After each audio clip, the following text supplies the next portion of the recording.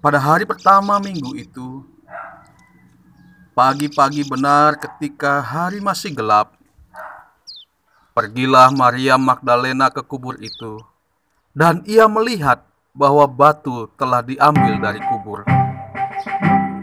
Ia berlari-lari mendapatkan Simon Petrus dan murid yang lain yang dikasih Yesus, dan berkata kepada mereka, "Tuhan telah diambil orang dari kuburnya, dan kami tidak tahu di mana ia diletakkan."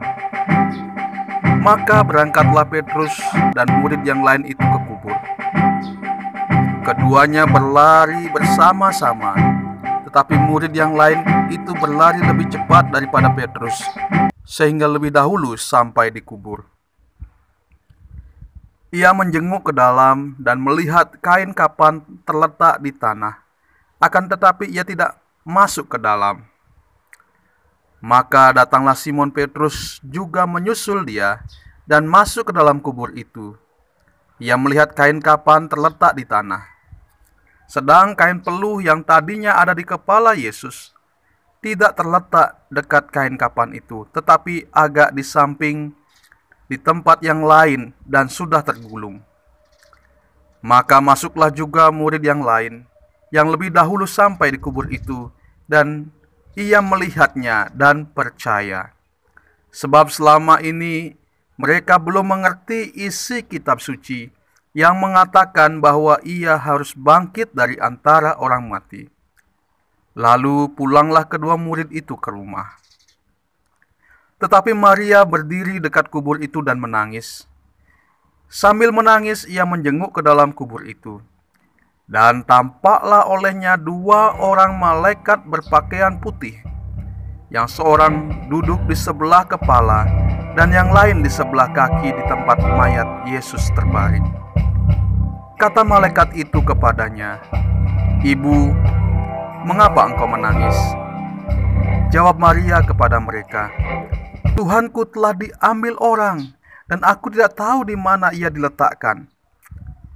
Sesudah berkata demikian, ia menoleh ke belakang dan melihat Yesus berdiri di situ. Tetapi ia tidak tahu bahwa itu adalah Yesus. Kata Yesus kepadanya, "Ibu, mengapa engkau menangis?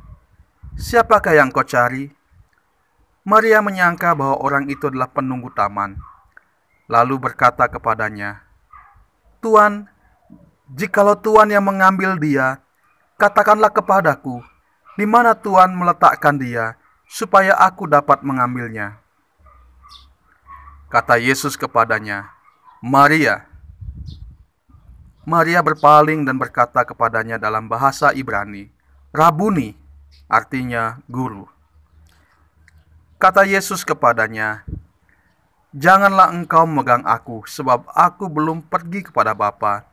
Tetapi pergilah kepada saudara-saudaraku dan katakanlah kepada mereka bahwa sekarang aku akan pergi kepada Bapakku dan Bapamu, kepada Allahku dan Allahmu." Maria Magdalena pergi dan berkata kepada murid-murid, "Aku telah melihat Tuhan," dan juga bahwa Dia yang mengatakan hal itu kepadanya. Ketika hari sudah malam, pada hari pertama minggu itu, berkumpullah murid-murid Yesus suatu tempat dengan pintu-pintu yang terkunci, karena mereka takut kepada orang-orang Yahudi. Pada waktu itu datanglah Yesus dan berdiri di tengah-tengah mereka dan berkata, "Damai sejahtera bagi kamu." Dan sudah berkata demikian, ia menunjukkan tangannya dan lambungnya kepada mereka. Murid-murid itu bersuka cita ketika mereka melihat Tuhan. Maka kata Yesus sekali lagi, "Damai sejahtera bagi kamu. Sama seperti Bapa mengutus aku, demikian juga sekarang aku mengutus kamu."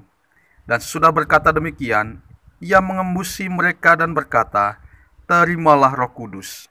Jikalau kamu mengampuni dosa orang, dosanya diampuni.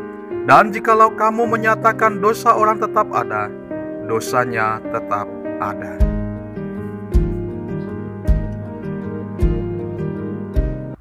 Adik-adik, kita sudah mendengarkan cerita kita sudah melihat bagaimana Tuhan Yesus bangkit dari antara orang mati. Ia menampakkan diri kepada Maria Magdalena dan juga kepada para murid.